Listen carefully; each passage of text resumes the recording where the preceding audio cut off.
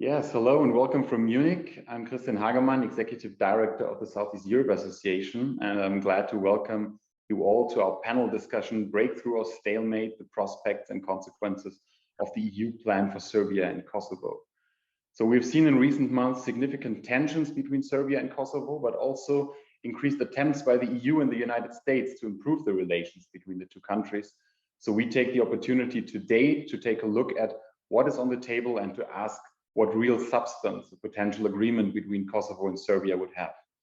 And I'm happy that we will do this with an excellent expert panel. And I would like to welcome Donika Emini, who's Executive Director at the CiviKos platform from Prishtina, Tatjana Lazarević, Editor-in-Chief of the KoSSev portal from North Mitrovica, and Maja Bjeloš, researcher at the Belgrade Center for Security Policy in Belgrade.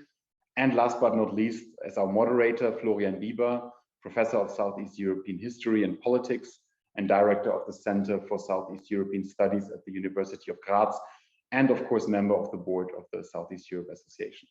So I'm looking forward to an interesting discussion and hand over to Florian.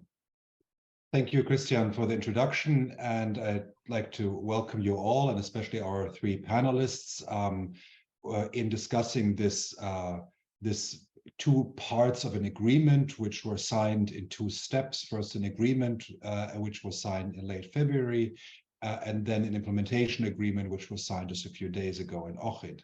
And I guess the key question could be paraphrased in a saying, which is, I know from South Slavic languages, which is something like, the mountain shook and it bore a mouse. So the question is, is this just a mouse which was born with a lot of thunder, or in English, I guess you would call it a storm in a teacup. So are we now, after those agreements, in a different situation than we were before in regards to relations between Serbia and Kosovo and the position also of Serbs in Kosovo, or are we very much in the same position as we were before?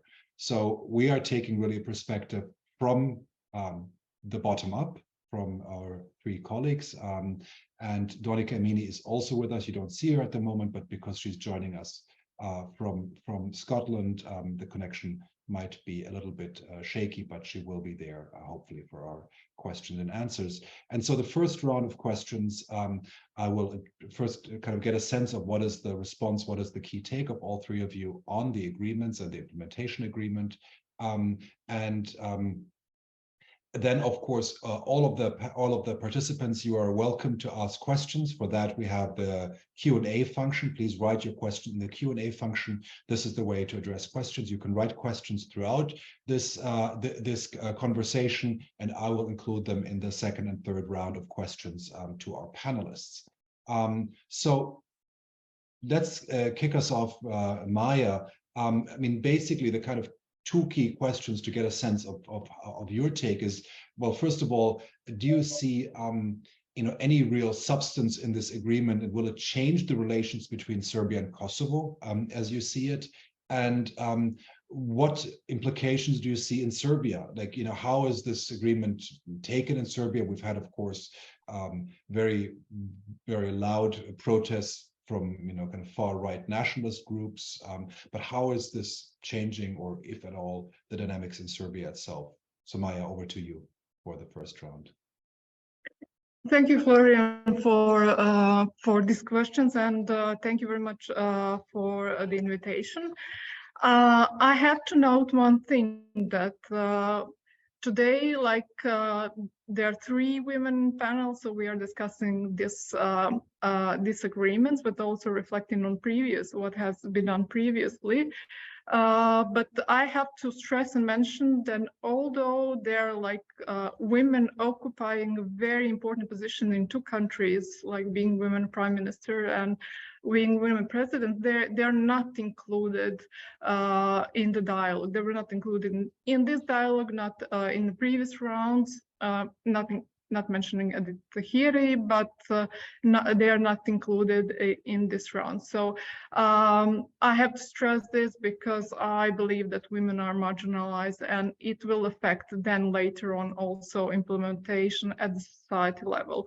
When it comes to agreement itself, I would say that is a step forward, but coming from Serbia, I have to be very cautious in my assessment and slightly reserved, because we have seen that although some progress can be made and achieved, those progress can be significantly reversed. And like our past experience teaches that even maybe this is a step in the dialogue, and knowing that there was a deadlock in the dialogue, and knowing that before the agreement we had serious crisis. So this is a positive thing, but knowing from this perspective that in future some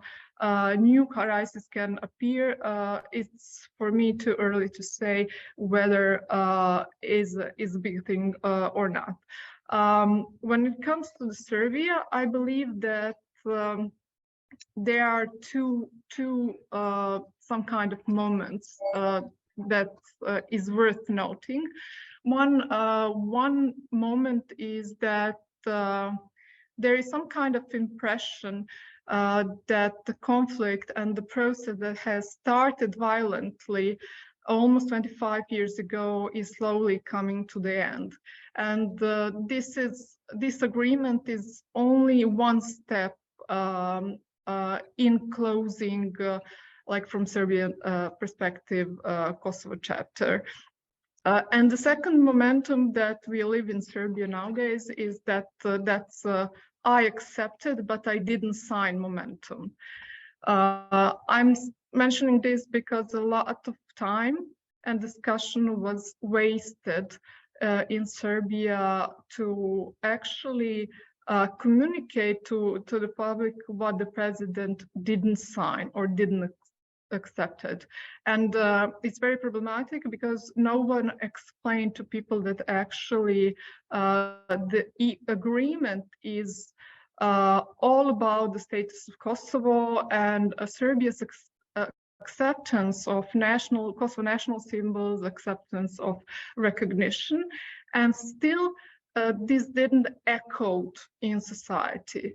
It didn't echo because there is strict control of the media. Media are completely controlled. There is control of the narrative about Kosovo. There is also control over the who are traitors, who are heroes when it comes to this negotiation process. And we have seen that skillfully the president moved the attention from this agreement to some other issues. Also to newly emerged movement that the president actually initiated, but also some other things.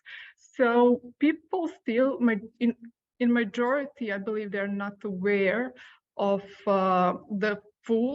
the content of agreement, what is its substance, and what Serbia agreed to do and implement. It is still not clear.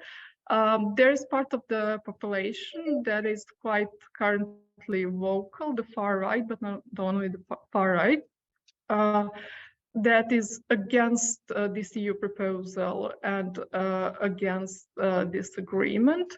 But however, it's quite visible that they cannot mobilize population against it, but the current ruling elite is actually using them vis-a-vis international community to say that well, they are like part of segments of population that and society that are strongly against this agreement. So the president itself and the ruling elite then appears to be more moderate, more cooperative, and more central right. So even those segments of political parties, groups and citizens who oppose the plan, they are now playing the role in this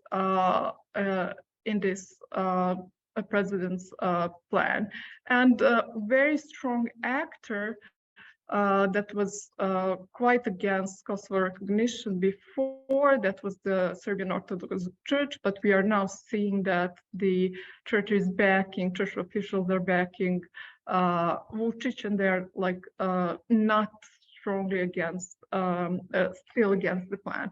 But it's fight for the plan is important when we have different interpretation, especially when Serbia side said, like, we accepted, but we didn't sign. So this provoked a reaction from Kosovo officials to say, well, if there is no signature, if Serbia doesn't want to sign, that there is no agreement. So it was quite important that the third actor, that is the EU and US, clearly said that the agreement, although it's not signed, is binding, and that it will be implemented. And the first next things are the elections in April 23rd. What is currently for me missing, in my opinion, the agreement has no human face. It's all about state level. It's recognition or regulation of relations at the state level, recognition of national symbols. So it's difficult to assess from this point how it will impact lives of people. We also know that based on previous experiences, that even those agreements that were signed are not fully implemented, or they didn't brought the change to the local level or to the people's level. They didn't brought more justice, more security, more integration. So that's why I believe that rightfully people are sometimes reserved when it comes to this agreement and its implementation. I have to also note one very important thing for Serbia, and that what is missing currently is democratic dialogue within the society about what is not only what is the agreement, what is in future, like what kind of relations we want with Kosovo, what kind of vision for the society we have. And this is task also for Serbia. It's quite important for the normalization as well, because the agreement, in my opinion, is only provides a framework, provides a solid base, but it's not, its agreement itself, it's not, it doesn't serve, or it will not lead to the normalization, because a lot of things and a lot of actors should be involved in order to change the current dynamics, because it's quite worrying in what kind of atmosphere the agreement should be implemented. That goes both for both societies. There is strong anti-Albanian campaign, anti-Kosovo campaign in Serbia. There is also Serbs in Kosovo are presented as existential threat, and then it will be very hard to implement certain parts of the agreement. So there are a lot of things that should be done, but my always one of the takeaways is that we the agreement actually, with the agreement, we moved from crisis management to actually peacefully trying to resolve the situation. But what is the next step that we need to make in order to make it work for the betterment of people is that to move from security framework, because this agreement is urged by the security situation and a larger geopolitical context, but we need to move from that security framework to democratization of two countries, and to make, because current guarantor, especially in Serbia, it's quite questionable, like institutions that will implement implement these agreements. So more democratization and rule of law agenda needs to support these two agreements as well. So I believe this is also quite important when we speak about the whole setup for the next phase. Thank you, Maja, very much. And I think a couple of key takeaways I see from what you've been saying. I mean, one thing is I think, the gender dimension. We're trying to do it a bit differently than the big EU negotiations, but also the lack of a human face, the lack of the tangible benefits for citizens in the process. What is normalization without anybody supporting it, at least in Serbia? I mean, at least in a vocal support of the agreement. And also, I think the failure of the far right to mobilize against it. I think this is also interesting because it does show the limits of, while radical nationalist views are widespread, their ability to mobilize people on the streets is limited in Serbia, as we could see, and this is also interesting.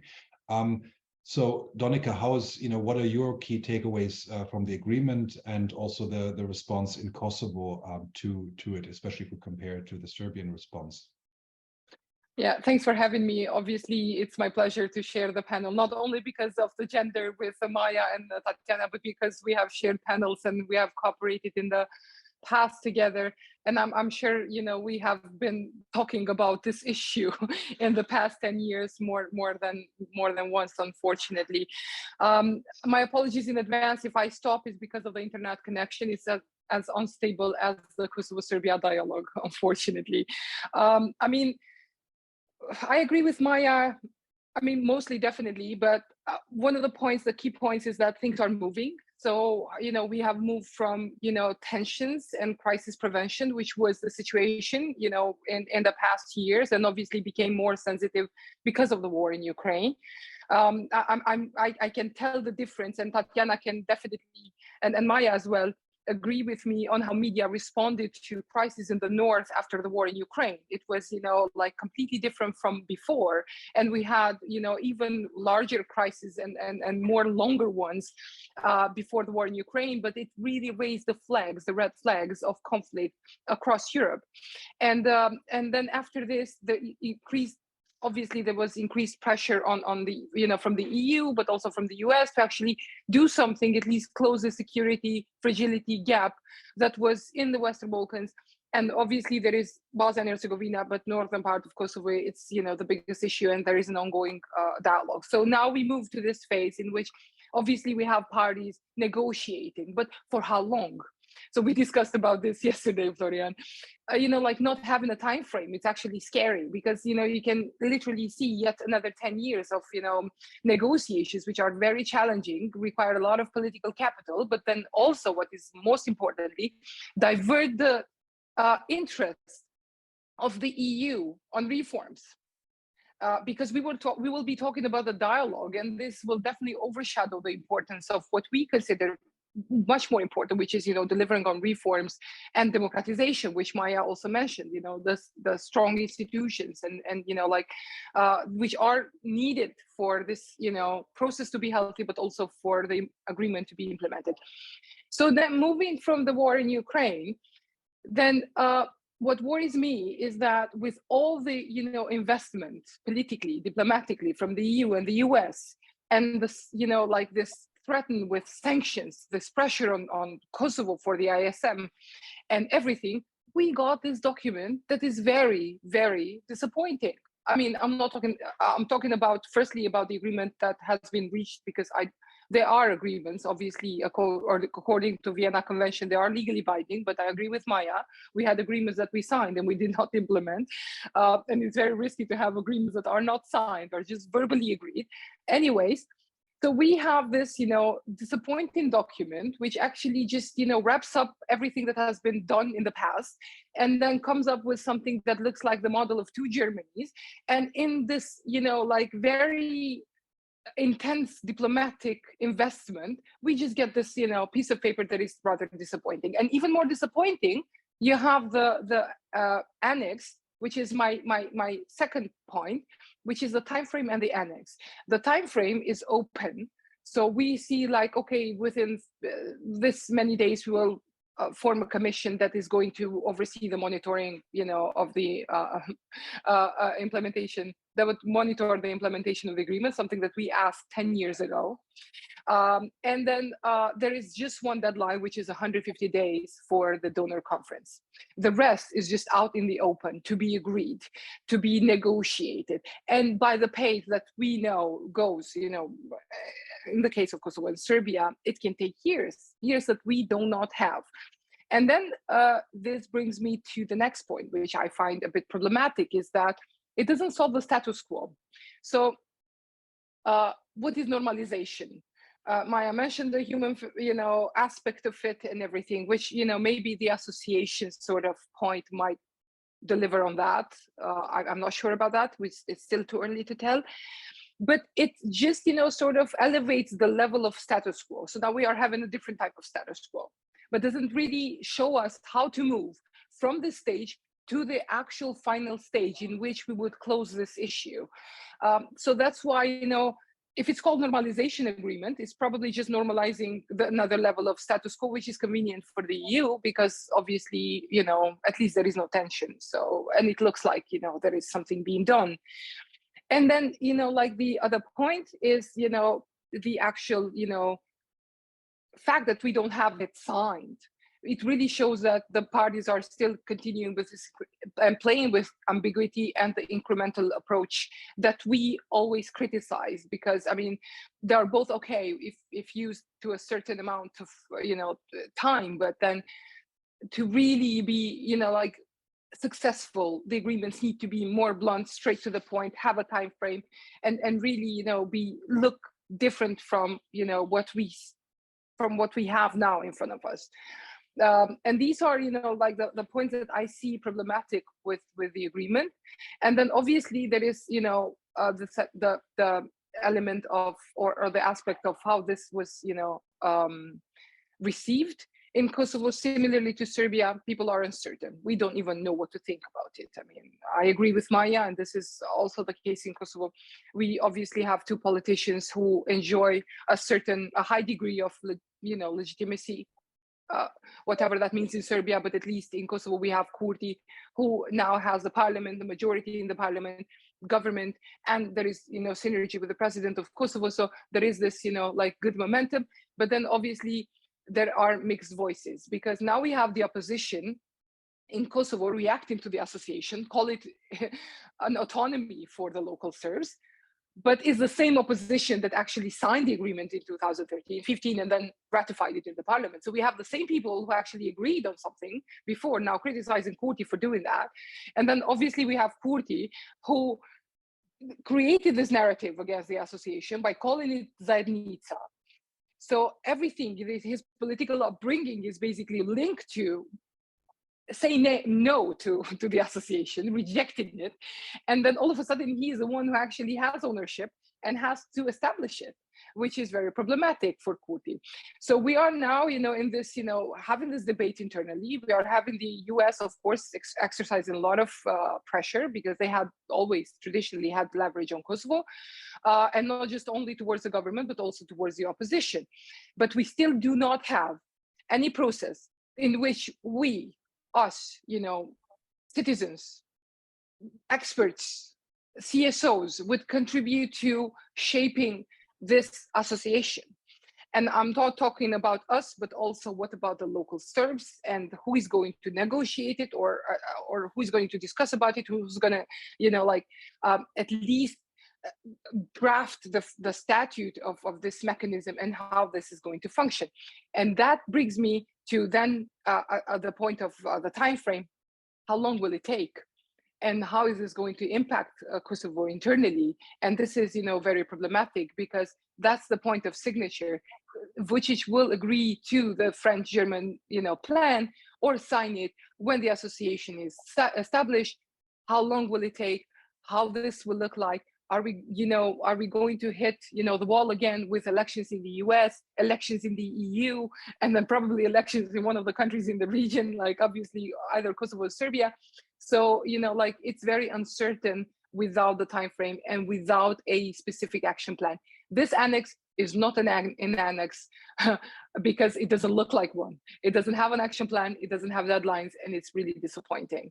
And this way, will pave the way for then Tatjana to really, see how this has really impacted the local Serbs in Kosovo, because in our part, in spite of all the criticism towards the agreement, there is still high degree of trust towards Kurti. And even if he comes up with something that is even, like worse than any other leader would, draft, he would still be more supported.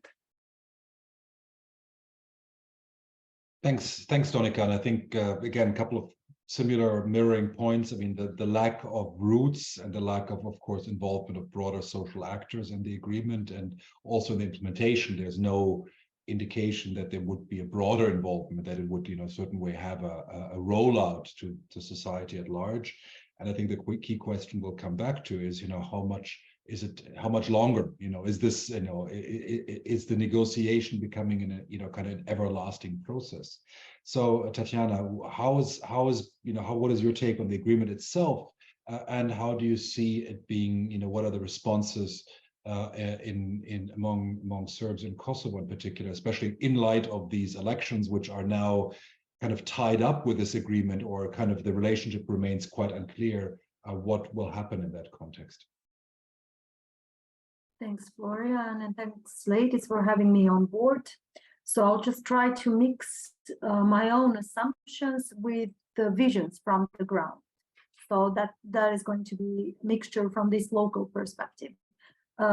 First of all, I personally think that there is real substance to this so-called Ohrid agreement, and that at least the local community, primarily Kosovo Serbs, both North and South, are quite well aware of the substance itself. So when we talk about the substance, there are technical news as the essential one. First of all, let me say a few words about the context as a real substance before the agreement and with the agreement. So first of all, in the North, we have changed reality in the last 2 years, especially. And we have the changed reality for the past 10 years. So it is no longer a compact unit resistant to Prishtina, practically inaccessible to the central authorities as it used to be before 2013, and to somewhat extent in the first years of the implementation of the Brussels dialogue, especially so now I'm focusing on the last 2 years. So no longer it's inaccessible to the central authorities of Prishtina, especially in terms of security. On the contrary, and I wouldn't waste time here to talk about how the current Kosovo government, above all the triangle between the Prime Minister, the Minister of Interior, and I assume the Intelligence Agency of Kosovo, stepped deep into the North. That could be on another topic, or I would be happy to answer that if there is a question, whatever. There is only one thing I could notice here, that for some strange reason, to say correctly, I noticed even a synchronous like action with Belgrade, again visible, according to the principle like helping Prishtina. I give you a weapon from which you shoot while we look at each other through the lenses. So even with this kind of regaining control over the Northern Territory, for some strange reason, you still see how actually somehow there are traces of a kind of synchronous action between Belgrade and Prishtina. So this crisis seemingly presented around the license plates, which that's how it was presented in public discourse, coincides with a process that was well hidden from the public for at least 6 months. That's what we are talking, which were preparations for the bringing up, first of all, the agreement at the end of February, and then the plan implementation annex in March. In other words, behind the media smokescreen curtain, the negotiation process unfolded continuously based on apparently advanced preparations, in my opinion, and through shuttle diplomacy, which would result, as I said, in the acceptance of the European plan for Kosovo at the end of February, and the acceptance of this implementation annex in Ohrid earlier this month. So coincidence or not, during the process, Kosovo Serbs, so during the same process of this kind of shuttle diplomacy behind this media screen, Kosovo Serbs pulled back from Kosovo institutions in the north. They did something that had been threatening to do for years, which was seen as false threat, but then they did it in a super well organized and fast manner. So it looked like pretty well organized. So today we have a European agreement that is, in my opinion, when I especially analyze the last decade, nothing more but based on the Brussels agreement itself, or the Brussels process, or something that follow up to the Brussels agreement. Yet, on the other hand, the Brussels agreement was practically suspended by the withdrawal of Kosovo Serbs from institutions after it stagnated for a few years. Although it was evident, at least to me, that the negotiation process has never died since 2013, in spite of these ups and downs. So at the same time, European agreement is actually the sort of culmination of the Brussels process. And I would say this is still not the end point from the starting, let's say, station, which we talk about the first agreement, but certainly I think it's correct to say it serves currently as a fast lane that should make it possible as soon as possible. We are talking about the final binding agreement. So this very description of the event indicates that here we are with the substance. There is substance. At least to me, there is no doubt that there is substance. So while it may look a bit confusing, the stream of events, the way, for instance, how I described, but the very stream of events in a decade-long process, when you really analyze like a decade-long process, it's obvious that there is a concrete process, carefully planned, taking place with few ups and minuses in terms of time frame. But here we are. There is concrete process with the first decade, and I presume the similar situation would develop in another decade. So how good it is, and for whom it is even more important, that's another question. We can discuss it. Certainly, in such circumstances, Serbs from the north are currently not in a group of real beneficiaries. At least it's not what they are currently feeling. And as far as the substance is concerned, it is evident also through several other facts that are emphasizing the agreement itself. So I can mention some of them from the very agreement. Like, for instance, Kosovo is not represented through an asterisk any longer. As the agreement, as we had like the agreement on regional representation from 2012 in Brussels required until now. Now, I understand that throughout the years, in practice, this very agreement was very often ignored, or ignored as if by rule at many international gatherings, and Prishtina officials opposed the agreement itself.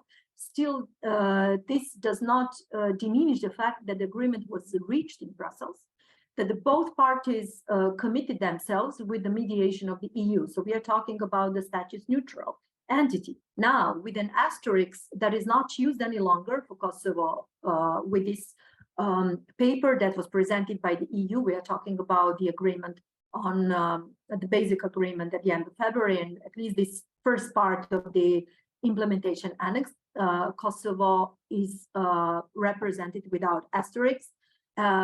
So this is no longer a status neutral category as it was until now. And the new conclusion that could be drawn, like a real substantial conclusion, is that Serbia has de facto recognized Kosovo, at least as a territorial entity or territorial integral part.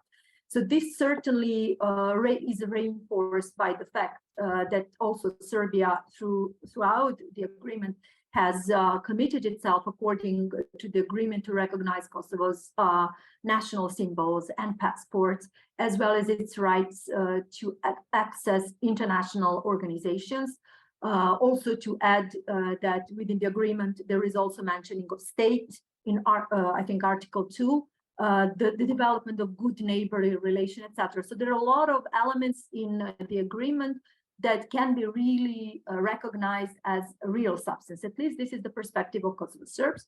When they read the agreement, they are clear that Serbia, to put in a very mild way, has recognized the current reality of Kosovo as a separate entity, country, whatever, at least legalizing de facto situation. So this is a huge change from the Serbian perspective.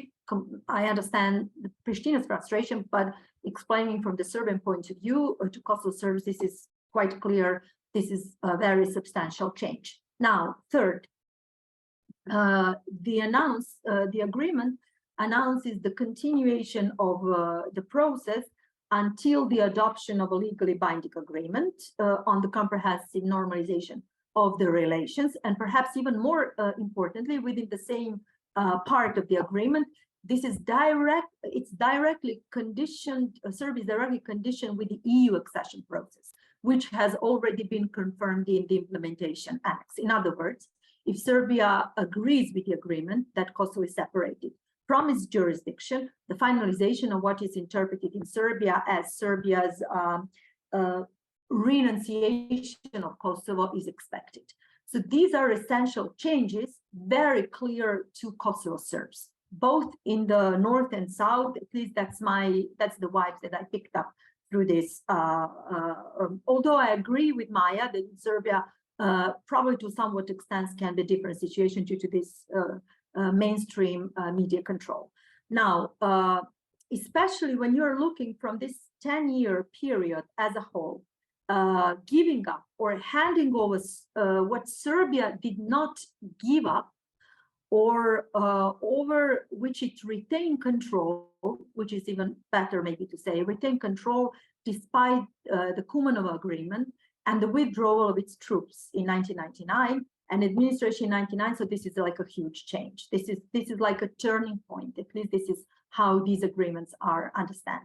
Now, for the Serbs in Kosovo, the essential changes of the obvious preparations for the agreement, or to be even more correct, the obvious changes before the agreement. So I'm talking about the change of a real situation on the ground that are more and more now understood as a very synchronous act. I'm not claiming, I'm just telling you which are the vibes that people have started directly connecting the change of circumstances on the ground with the preparation for the agreement. Something that I mentioned at the beginning was actually done behind this kind of media smoke screen. So these obvious changes are actually obvious, and they are not something that Kosovo Serbs in the north support at all, but currently directly contribute to their further instability. Despite the agreements reached on normalization, communication, and normalization of relations between Serbs and Albanians, both Serbs from Serbia and Serbs from Kosovo and Albanians are not given a chance on the ground. This is the problematic part to me, that the chief problematic part that I see. Moreover, the stabilization of the Serbian community is not given a chance either. At least that's the situation up until we speak. Contamination of relations on the one hand, and neglecting, ignoring, and underestimating Kosovo Serbs, in this case, from the north particularly, is done both by Prishtina and from Belgrade. With the preparation for the agreement, with the adoption of the agreement and what are presented by both sides as painful compromises and injustice towards a specific negotiating party, the antagonism of the communities is further raised, and further frustration towards the other and different. This is really fueled. It's like a rocket skyrocketing. So more like Vučić and Kurti were deeper into the process, the real antagonism within the community was raising frustrations, hostility towards each other, ethnic hatred, etc. So the list of examples is very long to confirm that. And to my, not disappointment, but to my alert, this is quite systematic, both from Prishtina and from Belgrade. From analysis of speeches, interviews, addresses of top officials, speeches in parliament, TV debates, conferences. So therefore, the position of Serbs in Kosovo is already clearly one of the problems with the agreement, basic agreement and implementation annex. So I emphasize once again that even without a deeper understanding of the problem, even outsiders to this topic, it is enough if it is enough to follow the performances of the highest Belgrade and Kosovo officials and politicians, and to see that really something rotten in Denmark. So like they are negotiating, there is a well-prepared and synchronized negotiation process, quite well hidden from the public, but on the other hand, both leaders, both capitals are actually fueling hatred, antagonism, culture of non-communication, non-dialogue, demonstrating nationalism, even chauvinism itself. Now, Kosovo and Metohija, which is viewed by Serbs as a geographical entity, whether someone likes it or not, is actually the key identity issue of Kosovo Serbs. You may disagree to it, or you may agree, you may like it, you may think it's wrong, but that's how the situation is. And furthermore, if I can use a stereotype, I would say that Kosovo is like a central identity issue for Serbian people, like Serbian nation in general, whether you like it or not, whether you think it's justified or not, but that's how the situation it is. And very often it's very simplified, as this is kind of just nothing more but exploited media narrative. I think it's even more than that. On the other hand, if we analyze how both Prishtina and Belgrade treat this issue, what we see from the side of Kosovo government, I must say, unfortunately, the Kosovo society in general approach the Serbian issue in a very hostile manner, and there is no institutional mechanism that can remove such a defect. So when I say institutional mechanism, we may mention, for instance, association. So there is no such mechanism that can remove such a defect of this kind of lack of tolerance, lack of understanding, lack of readiness to really understand and approach its own people or its own community. Now, unless really both leaders, of course, is the most responsible, but also majority population do not face self-reflection process, self-responsibility, tolerance, and do not begin to inherit true democratic values when it comes to the actual treatment of non-majority community. In this specific case, we are talking about the Serbs. So, like, to put in one sentence, constitution and laws are not enough, no matter how splendid they are, unless they are really not adopted as real values when it comes to the treatment of minority communities. Now, when we are also talking about Belgrade, I would not waste the time. We know pretty much everything about Belgrade's propaganda, the way how actually tabloids and mainstream media are Aleksandar Vučić's striking fist, and to what extent Aleksandar Vučić and the current government has abused the mainstream media and tabloids and institution in order to present completely antagonistic narrative to what is actually going on in with him in international negotiation arena. I will just conclude speaking of Belgrade in one sentence, that something that we have learned about the way about really strong political skills of Alexander Vučić, namely, but I would say that there is a whole structure there, is to what high extent he may abuse, I call it like disjointed media narratives, that you have like, you have you don't actually have a politician in the region better than this example in Belgrade, that the media narrative in Serbian pro-government media, including also Serbian media in Kosovo that are under control of Belgrade, consist of these mutually exclusive theses. This is what I'm talking about, disjointed elements. So in practice, that means that either or frame is actually represented as both in both frames, something that is logically completely incoherent or inconsistent. This is actually put as one whole by Belgrade. So more Alexander Vučić is giving up on Kosovo, the bigger nationalism he's actually boosting back in Belgrade. Thanks, Tatjana, for your take. And I think I like the way you kind of presented this picture of these kind of two halves of this agreement. There's the formal half of it, which you say is actually movement in the right direction, but you kind of point to the other side to it, which is the increased tension, which are in a certain part of the package, which we've seen. And I think it's important, I think you're right to remind us that the tension we've seen over the license plate, or so, as you point out, maybe more as a smokescreen, were ongoing at the same time as negotiations were. And I think this brings a question, which I would like to ask Donika and Maja, is, to which degree can actually this agreement be implemented at the level of this very low level of public display of trust? Now, we don't know what the the closed door level of trust between Kurti and Vučić are, but at least on the level of public discourse about it. I mean, in the Kosovo side, about the association, which is seen as a way in which Serbia manipulates with Kosovo, and I think this is part of one of the points which Tatjana, you were also alluding to, is that Kosovo Serbs are still often seen, at least in terms of political offices, with suspicion, because they're seen as the extended hand of Serbia, which then again sees it as part of this larger antagonism rather than as relations between a state and a community living within the state.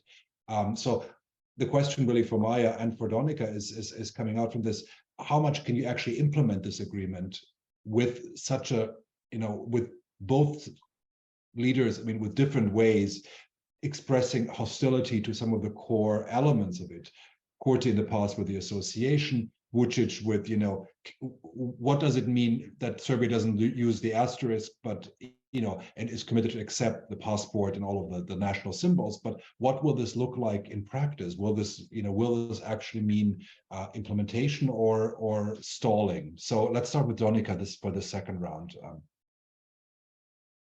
Well, that's a very difficult question. I mean, this is actually my point with a time frame and actual commitment of both governments to implement it, and this is rather problematic. I do agree with the fact that, obviously, as I mentioned before, like, this looks like pretty much a summary of what has been agreed so far. It looks very similar. It has elements from the technical dialogue. I mean, I just had a conversation with Robert Cooper, and I was like, look, almost 12 years after you signed it and you negotiated this, diplomas are again part of this new agreement between Kosovo and Serbia, because it really, concludes and includes everything that hasn't been, sort of implemented so far. And I do agree, in Kosovo, like, there was obviously this perception, part of the debate, and of course it doesn't have an asterisk, but that doesn't mean that other EU documents will not have an asterisk. We will see with the country report, and we'll see with, because the asterisk, the agreement is there. I mean, it might not exist in one document or the other, but it doesn't mean that we reached a new reality in which, for which Kosovo will not need an asterisk, because we have the 5 non-recognizers within the EU, which is actually the biggest problem in Kosovo, because at least, there were expectations that once Kosovo makes a move, a positive move in relation to Serbia, at least the 5 non-recognizer will recognize it and will change or soften their approach towards Kosovo. And obviously we saw that Greece actually said, no, this does not mean that we will recognize Kosovo. And if Greece, the softer non-recognizer, meaning that, you know, we have diplomatic relations and diplomatic visits, bilateral cooperation, says no to it, then definitely Spain will not be convinced enough, even though there is this, you know, this recognition of the right to self-determination, which is part of this agreement. You know, self-determination is mentioned, which we were hoping that we could sell, you know, at least to Spain or to some other countries, non-recognizers, but at least this did not happen so far. And then there is, of course, you know, the elevation with the passports, because first we had the IDs and now we have the passports being recognized, but that doesn't really mean that it's an element of de facto recognition, but does not guarantee anything, because our passports have been recognized by the four non-recognizers, and for so long, except Spain, and this did not necessarily bring us to actually receiving recognition from them, you know, de jure, which is, you know, again, problematic. As for the international organizations, I mean, for Vučić, that was, you know, like an easy one, obviously, because, I mean, we had previous agreements saying that, you know, we won't block each other at region level, and obviously there was Bosnia. So you can always count on other non-recognizers. And when it comes to international organizations, let's not forget that part of these international constellation is still Russia, and there is China, and both of them are not hard non-recognizers for Kosovo. So even if Vučić, you know, says publicly that, you know, he is for Kosovo joining UN today, there will still be other diplomatic obstacles for which, you know, Kosovo cannot really, you know, overcome at this point. So, you know, it looks good on paper, but then, you know, in reality, what does it even mean, you know? So yes, there is this de facto recognition, but, you know, I mentioned incrementalism before, so it really matters on how much parties can actually negotiate and what do they get for it. So for Kosovo, like, even the association for Kurti would have been like very much okay if it would come with a recognition by five non-recognizer, by Serbia or whatever, but just to look as, you know, like this incremental sort of trade-off really worked. So, but then, you know, like all of this, as I said, like it's moving in the right direction, but then the implementation is problematic. And it's problematic because we immediately had parties which were either not really admitting that they agreed on something, you know, the issue of did we sign it or not, which was with Vučić. And obviously Vučić immediately, you know, sort of, you know, put the emphasis on, you know, the international organizations, which was, you know, immediately saying no to what he has been agreed upon. And then obviously in Prishtina, I said there will be a lot of problems because it really, you know, we really need to define how the association is going to look like before we move on to the next steps. And obviously there are issues that for Kosovo are positive, but before we move there, there is the association that is really going to absorb all political capital that we have in order to establish it. And then, you know, there is another question. Will elements of the statute of the ASM be negotiated in Brussels? We don't know that. There is nothing specified, but definitely we have two different versions of the association now. We have one that is, you know, being mentioned obviously quite a lot in Kosovo, which is constitutional court decision, and, you know, that would diminish its role to a non-governmental organization. And then we have, which is still saying that we have your signature from 2013 and 15, and it doesn't look like it. It looks different. So then, you know, if this becomes subject to negotiations and it's not really an internal issue that only the government of Kosovo would draft with, you know, local Serbs and, you know, like will open the process, then it's going to be problematic because this can, you know, take forever. And then to have a, you know, like an implementation, you really need two parties that in a genuine, healthy way engage in the dialogue. What we saw, Florian, in the past, you know, 6 months at least, it was parties not wanting to join the process or to be in the process or doing everything that is possible to stay out of it, and then having the EU and the US, you know, sort of artificially trying to create a momentum because of Ukraine. So this is, you know, again, problematic because there is no parties are claiming ownership even the plan is called German-French. It's not really, you know, like there is no local ownership in this process, and it feels like 2013 again. So there is no local ownership, there is no responsibility to actually implement it, because it feels like, you know, this is something that we have been sort of imposed, and we have been pressured to accept, and this is not something that we signed up for, and this is very problematic. And then, you know, brings me to the third factor that might limit the actual implementation, is how healthy our democracies are. Because, you know, like, to implement an agreement, you not only need a genuine attitude, which was the case of North Macedonia and Greece. You remember, you know, when our friend from BPAC, Nikola Dimitrov, was like sending constantly, and their counterparts sending constantly positive, you know, vibes to the public, although there was no transparency. We sort of all fully trusted the process. In this case, we don't have that, and I don't think we will have that in the future, because of complete different narratives that are being, you know, nurtured by both parties. So what we are having now is that, you know, like, we don't know how this, you know, internally both governments will commit to its actual implementation, will take ownership, and will actually genuinely engage in the dialogue.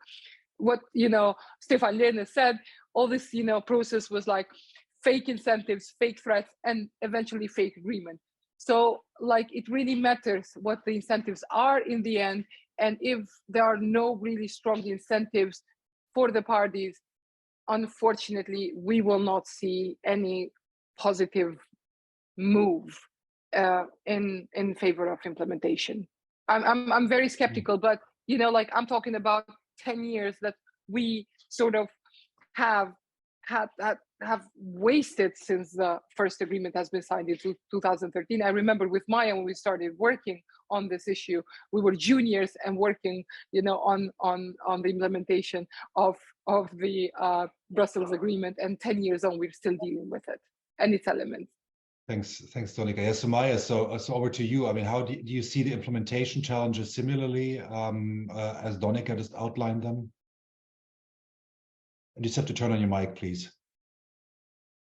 Yeah, Donika raised a very important issue, so I will not repeat it, but more complemented. We share the same concerns and challenges, but I also noted that politicians can either change their minds or accept certain things if they're exposed to great pressure. What we are not seeing in Serbia, that pressure is not coming bottom up. There are certain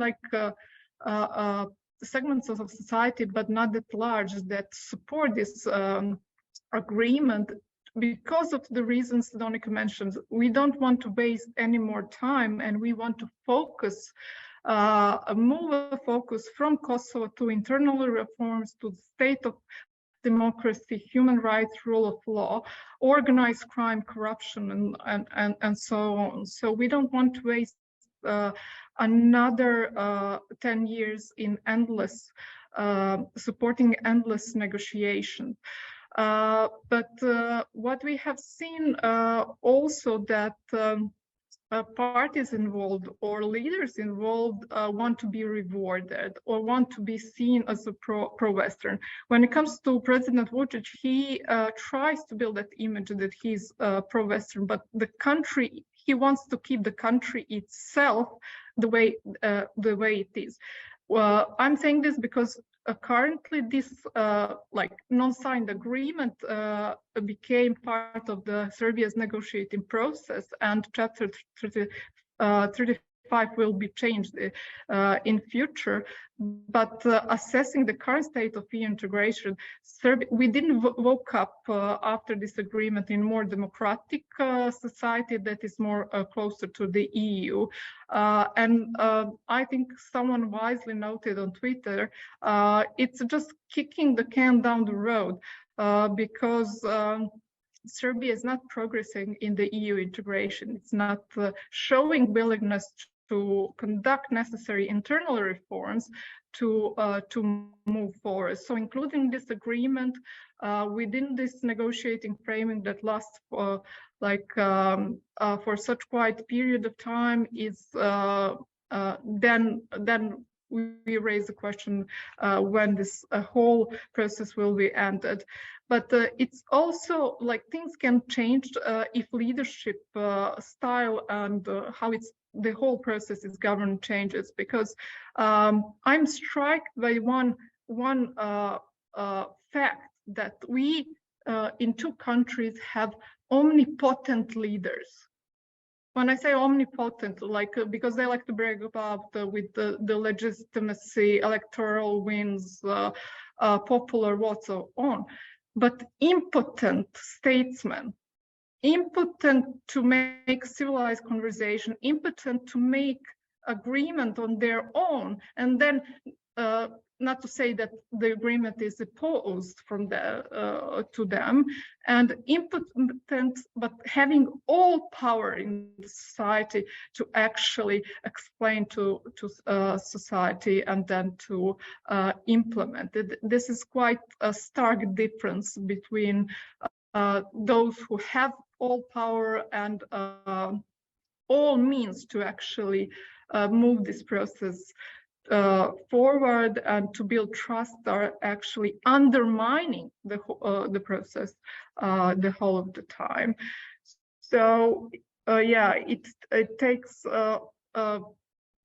also like a leadership side that needs to be changed in order to actually move things forward. Thanks, Maja. I mean, again, this is a question which Simone, Teresa, and Vlora Rekica have asked in a certain way, different ways, and André de Munter commented on, is, what are the incentives on one side? If the EU says, if you don't implement, you will be not on the EU path, what does that actually mean for Serbia and for Kosovo? And the question of how binding is the agreement, and I think this is a question. How much do you see the implementation and these? How much is there actually a strong pressure from the EU to make sure that this will be implemented, and how binding is this agreement actually in practice? Tatjana, how do you see it? I mean, you pointed out the positive sides of the agreement, or the sides which do suggest some progress to past agreements, but those questions do suggest that maybe it's not so easily actually to make sure it gets implemented.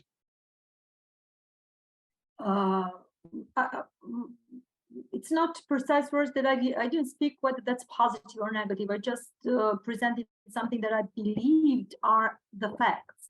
And I strongly believe that these are the arguments that I presented as facts, that there is real substance with the agreement.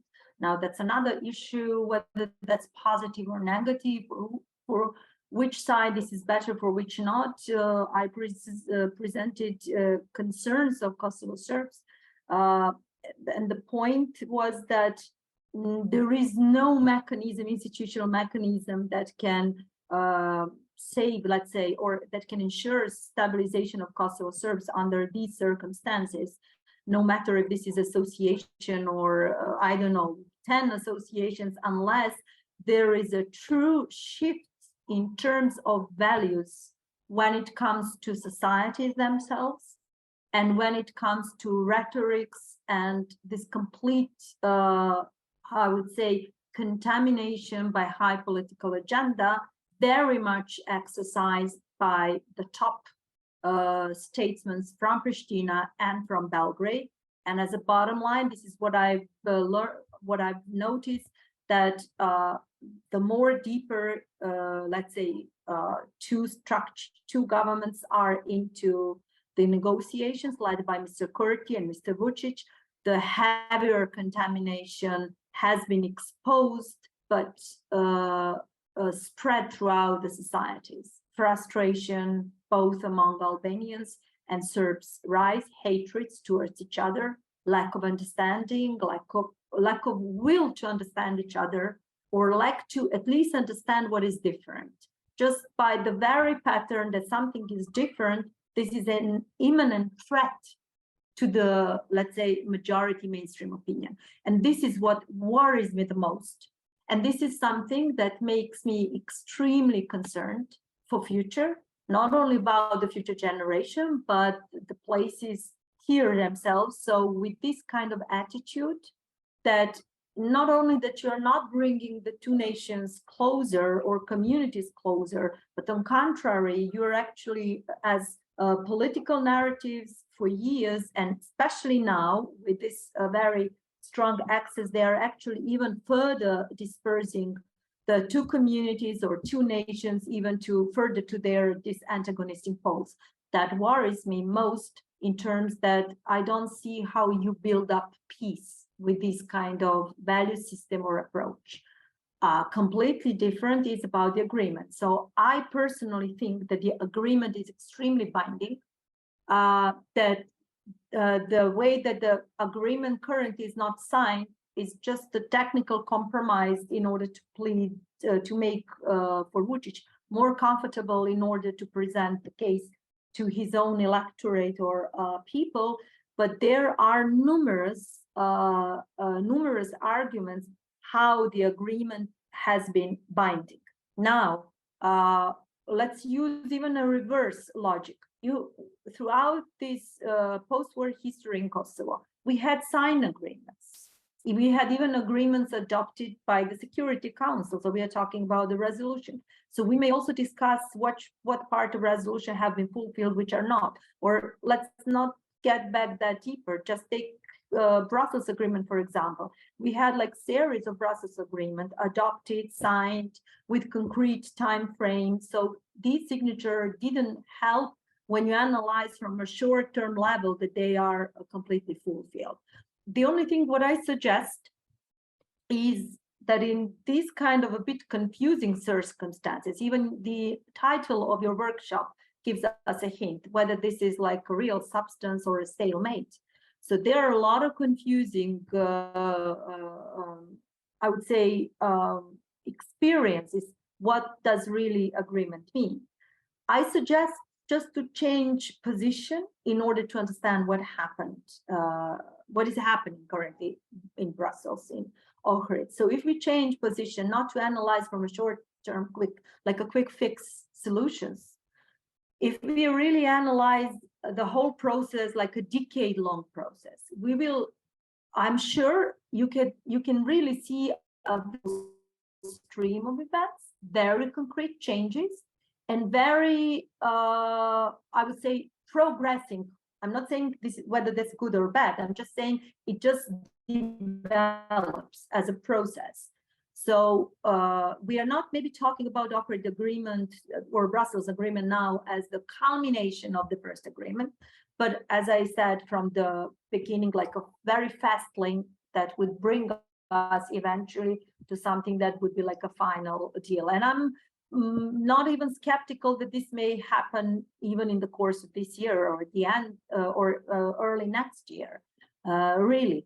But the big question, so from that decade-long points of view is that you see changes, then you can predict events for another decade, probably if we have, let's say, by the end of this year or early next year as like finally binding agreement, then we can also think about the next decade, how that agreement will be implemented and what will really happen on the ground. My concern will be those, not because I belong to Kosovo Serbian community, but because we are talking about, let's say, the population in the north, that don't forget the Brussels Agreement has been made with the glorious statement how to normalize relations and how to make lives of people on the ground better. So that my concern are not only Kosovo Serbian community, but let's say local communities that are staying here in the north of Kosovo. What will change in another 10 years and how these agreements will be implemented? Can we, after another decade, by 2033, 34, say, well, that really stabilized the majority community, or eventually we will face a situation that in another 10 years, we will see a major change of the ethnic structure in the north, at least for North Mitrovica. So we are not talking about, let's say, majority of Serbian population, but at least we talk about half population. Personally, I'm not anything against, communities at all, but if this is going to be like a soft ethnic engineering of course, that I would be against that principle. So these are the issues that we will talk. What about the betterment of the people? What about the value system? What about true development of democracy? And what about, at the end of the day, the whole democratization of the Balkan as whole? So these are my concerns. My concerns are not about the implementation of the agreement. I'm pretty sure that this agreement is legally binding agreement.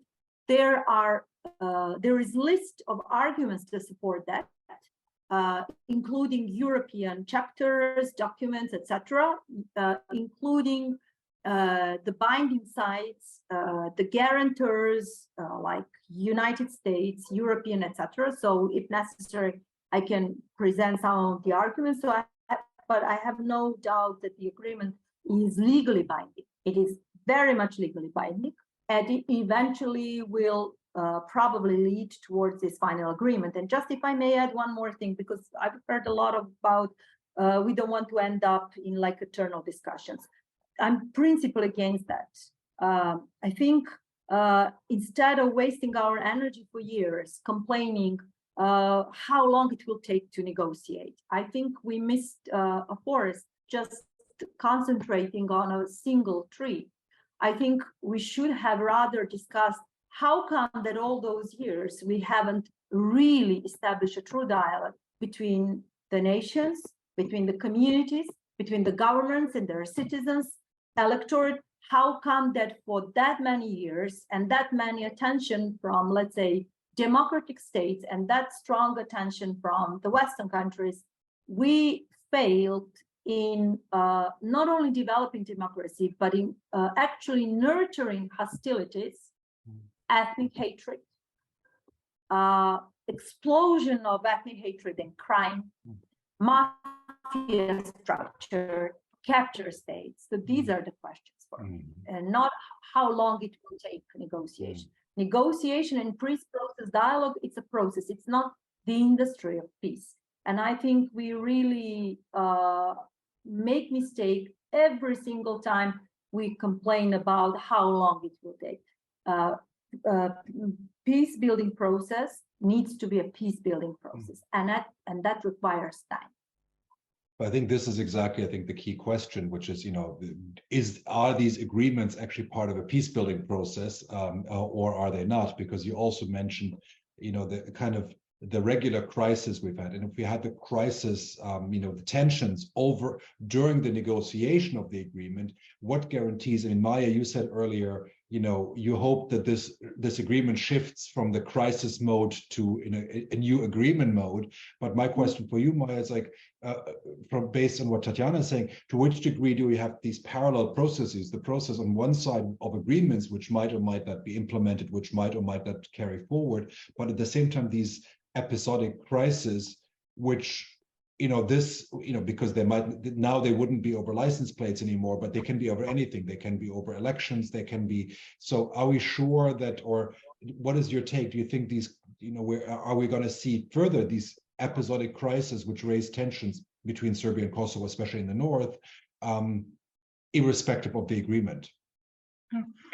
Well, we have seen that there is no guarantees, because what Serbia could have done is just to not to be a spoiler and not to object to Kosovo's application of membership in different organizations. But what we have actually seen through the recent statements is concerning the local elections that are necessary to establish association, is that Serbia could again act as a spoiler, and that could further drag the process along. So this is quite a thing. So we can see those local, small, again limited crisis, which nobody wants to see it again. We like to see that we move from this, but I don't believe that when the two leaders have complete power, they can actually engage other actors to provoke certain incidents like we have seen in 2013 as well during the first local elections. So these kind of things can continue.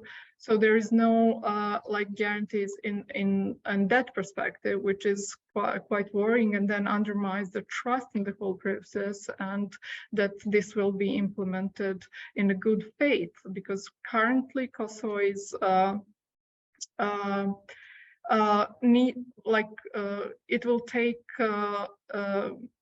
now the ball is perhaps on the Kosovo side, and then Vučić is exploiting this, that Kosovo has now responsibility to establish association, and is not only facing the opposition inside domestically, but also abroad from diaspora not to do it. And then like President of Serbia steps in with the statement that Serbian at least should not take part in it, which is quite worrying then. Although they all agreed that they will implement it like shortly and very soon. But this is all, as Donika mentioned, quite vague, because we don't have clear deadlines. Although there are so many questions about whether it's agreement binding or not binding.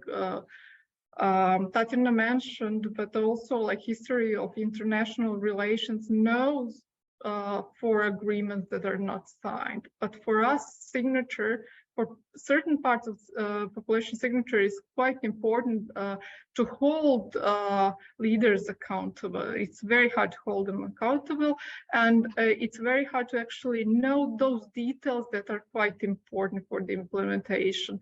What will be the next step? I believe whether the 3 or 4 person or a very small group knows. So signature could mean a thing. Although it is quite clear that is from Serbian perspective done to save the face of President Vučić rather than it's to interpret it that it's not legally binding, because it's becoming part of the EU integration process. So it has to be implemented, but when and how, that's up to leaders. I believe certain parts of agreements could be swiftly implemented, such as like establishment of permanent mission, because there are already liaison officers on the ground, so we have some kind of like cooperation and experience in that field. But there is, I believe, there is no current mood to actually see that this is the next step. So we still don't know what will be the next step, and this is for us that. Our future is still uncertain. So this is what I believe worries the people on the ground. There's a lot of uncertainty around the agreement and political moves of those who have the greatest power. So they can act. Right. I think the point is really. Florian. Yes, sorry. You know, I'm here. Just good. Okay, yeah. Good to know. I'll pass the floor to you in a minute. I mean, I think the key point is maybe less whether the agreement is binding. The question is what consequences are there if you break the agreement. And I think there again, the leverage of outsiders might be more limited, or at least they might be less willing to use all the leverage they have or all the sticks they have. But we're coming close to the end. I would like to have a last round, and I would first ask Donika to include Frau Kossevas' question about how serious is the opposition in Kosovo. I mean, you mentioned it already a little bit, but is there a serious opposition to any agreement, or is it just kind of a shadow play?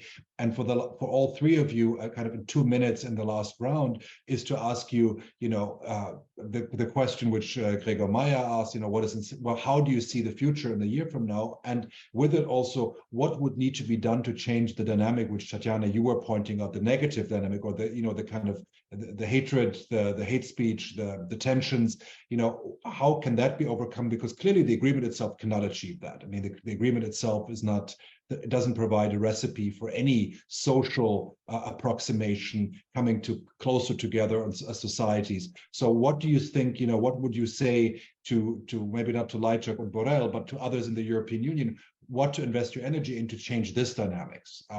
But Donika, first to you, and then we'll hear from Tatjana and then Maja. Me, okay. Thanks a lot. First Donika, and then Tatjana, and then Maja. No, thanks a lot, Florian. Sorry, it's either or, so my camera is off, but this is the only way that I can follow this discussion without being interrupted by my unstable connection.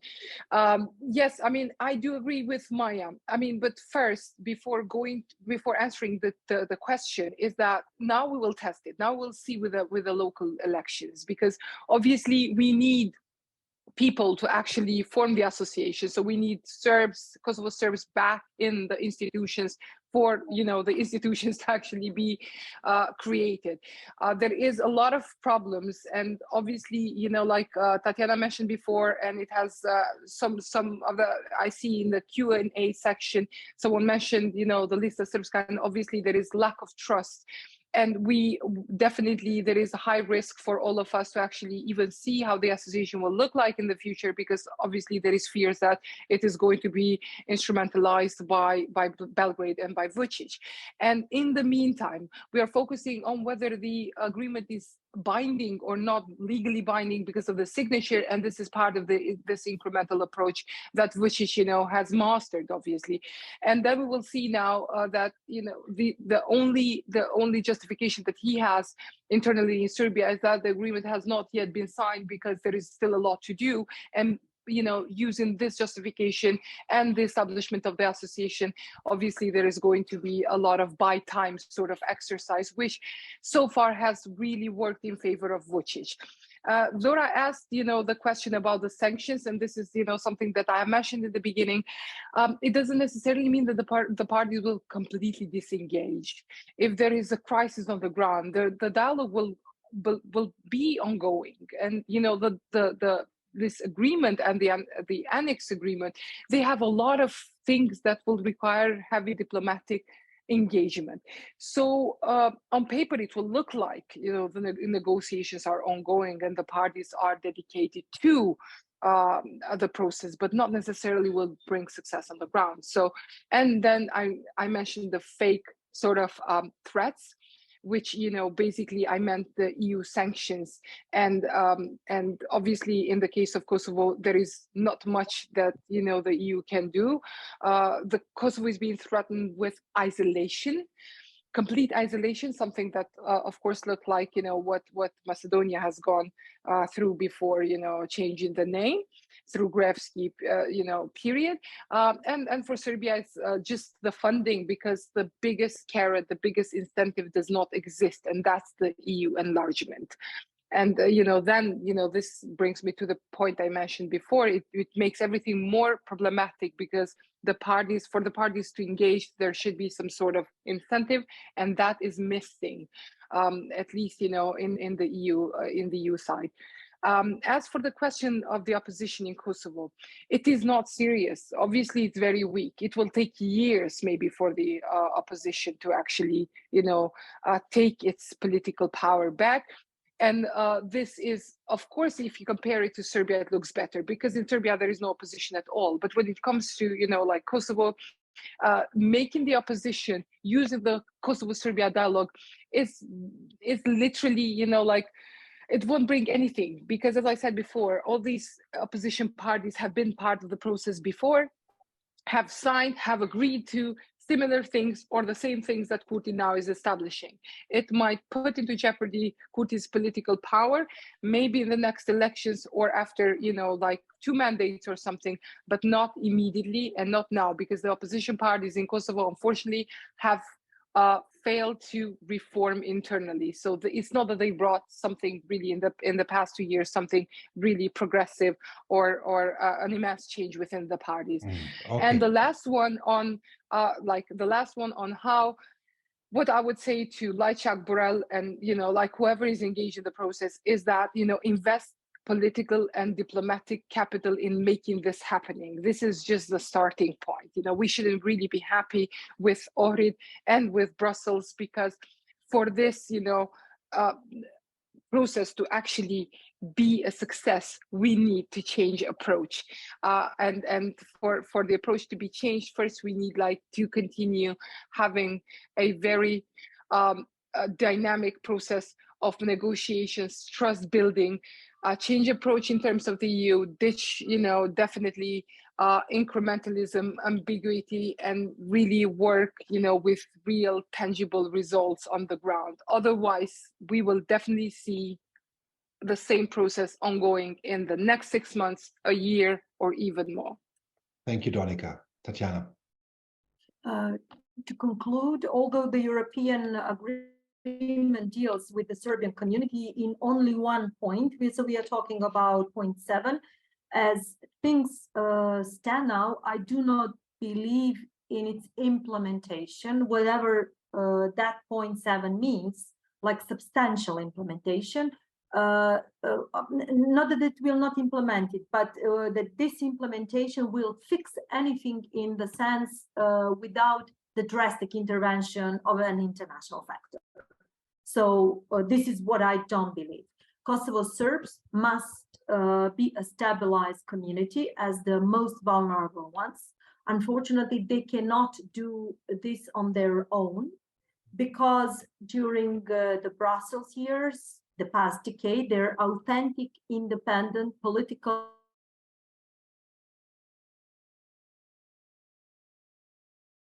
power and voice has been taken away over the years, both by Prishtina in the first place, but also by Belgrade in terms of their numbers, intellectuals, urban spatial, cultural, sustainable, socioeconomic potential.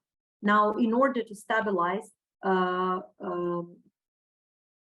Kosovo Serbs cannot be stabilized with such huge misunderstanding, abuse, nationalistic agendas promoted by both majority community in Kosovo, central authorities, and also with propaganda and abuse from Belgrade. And in order to stabilize, the only way how I see that Kosovo Serbs can stabilize is further internationalization of their issue.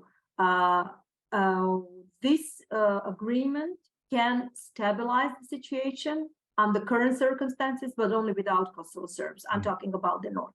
So imagine a very pessimistic, but unfortunately can be quite realistic scenario in the next decade that Kosovo Serbs continue fleeing. We are already talking about there are figures about, rough figures about 40,000 Kosovo Serbs that fled Kosovo over the past 10 years. We are not talking about the expulsion forcible. So we are now talking about, so probably if this trend continues in the further decade, we may discuss whether they are going because of socioeconomic reasons. So whatever the reasons are, we will not be talking about poor people fleeing Kosovo, but people who actually already reserve their alternative space. But at the end of the day, they will be forced to leave Kosovo, not living under these conditions. In order to stabilize the community, the lights must be on Kosovo Serbs. It has to be very internationalized, and unfortunately, in such circumstances, I think a real friend has to somehow, it looks like, at least part of the international community, those people who do understand that Kosovo cannot truly really survive without being at least a kind of multi-ethnic society. But I'm afraid that no one has power neither has public strength to admit that it's in a many way as like a failed project. But in order to not have it a completely failed project, it really has to be a true multi-ethnic society, but it's not a quick fix solution. Okay. And it requires more, I would say, partnership and attention from the West. Thank you, Tatjana. Maja, last words. Yeah, thank you. To conclude, Serbia is an isolated country, so one year from now it will remain isolated. And frankly speaking, population at large is indifferent towards the integration. So, and there is not much progress in internal reforms, and I don't believe that anything substantial could be done in the next year, because not we, but the ruling party and the president started actually pre-election campaign, and we will have next year elections, local elections, very important, maybe Belgrade elections, that can determine maybe different composition power. And since this government is limited to 2 years, then perhaps we will have another parliamentary election. So meaning that Serbia will deal mostly with internal issue with themselves rather than actually working on implementation of this agreement. And we have to have in mind that behind the scenes or behind our eyes or our notion, maybe leaders are working on the second normalization agreement. But the very important issue is is internal issue when it comes to the normalization. Who will normalize? In the current state of affairs, Serbia has autocratic leaderships, and it's quite, and it will be quite difficult to change certain things in the future. When it comes to the incentives and sanctions, I know that the political presence of the Western country is quite important, and Quinta country proved several times that their pressure can move things, but there are limits to it as well. All the Serbian leadership presented that if Serbia doesn't implement the agreement, it will face severe, I don't know, sanctions, maybe foreign investments will not come to Serbia, maybe visa liberalization will end or be abolished and so on. But what we are seeing is actually that when President signaled that he will accept the agreement, Serbia is somehow rewarded, because we got 600 million euros from EBRD for the railways. We got 1.2 billion from the World Bank. We got 2.7 billion. We will get 2.7 from Rio Tinto and Mercedes-Benz. So there are some kind of investments that are planned, not mentioning that donor event that will follow up.